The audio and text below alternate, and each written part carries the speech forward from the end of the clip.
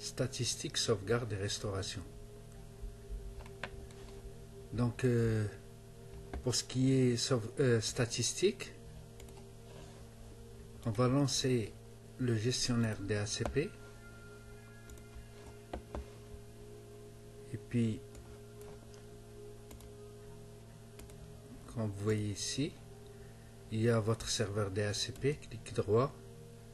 Non, allez ici, afficher les statistiques.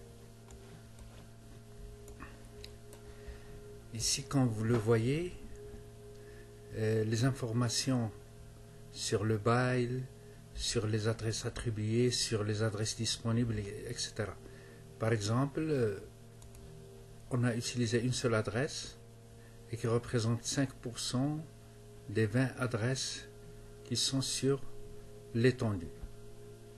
Donc c'est tout ce qu'il y a pour statistiques. Vous pouvez actualiser pour voir la durée de fonctionnement. Pour ce qui est de sauvegarde,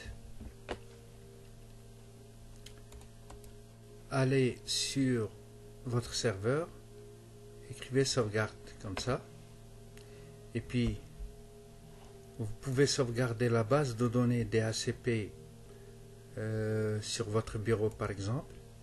Je vais créer un répertoire qui s'appelle sauve DHCP. Donc la base de données va être sauvegardée dans ce dossier là qui se trouve sur le bureau.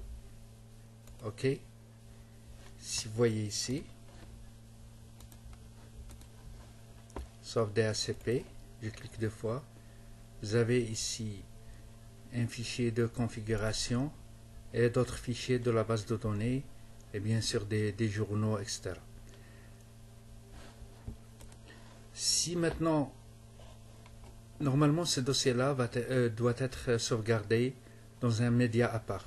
Si maintenant vous voulez restaurer ce dossier là, vous allez le chercher sur le média et vous allez effectuer la restauration comme suit, restaurer,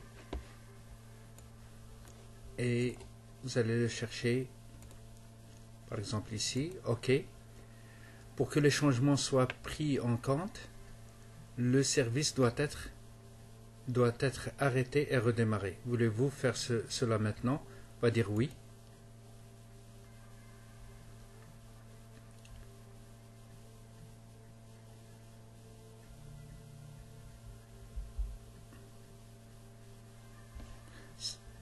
La base de données a été correctement restaurée.